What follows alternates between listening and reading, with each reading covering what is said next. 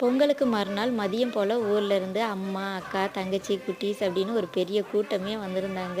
First time தனியால் ஒரு 10 பேருக்கு மேலே சமைச்சேன்.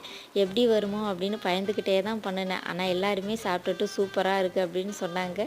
முக்கியமாக ரசம் சூப்பராக இருந்தது அப்படின்ட்டு எல்லாருமே சாப்பிட்டு முடிச்சதுக்கு அப்புறமா டம்ளரில் ஊற்றி குடிக்க ஆரம்பிச்சிட்டாங்க. அன்னைக்கு லஞ்சுக்கு சோறு, சிக்கன் குழம்பு, சிக்கன் கூட்டு, காய்க்காக கேரட் பீன்ஸ் போட்ட பொரியல் பண்ணியிருந்தேன். இது கூடவே அவிச்ச முட்டை, தயிர், ஸ்வீட்காக வெளியிலேருந்து லட்டு மட்டும் வாங்கிக்கிட்டோம். சாப்பிட்டுட்டு ஒரு 2 மணி நேரம் கிட்ட வீட்டில் இருந்திருப்பாங்க. அந்த 2 மணி நேரம் எப்படி போனதுன்னே தெரியல. அவ்வளோ ஜாலியாக சந்தோஷமாக நல்லா சிரித்து பேசிகிட்டு இருந்தோம். சாப்பிட்டுட்டு இருந்த பாத்திரம் எல்லாத்தையுமே தங்கச்சிங்க 2 பேரும் நல்லா கழுவி கவுத்திட்டு வீட்டையுமே லைட்டாக க்ளீன் பண்ணி கொடுத்துட்டாங்க.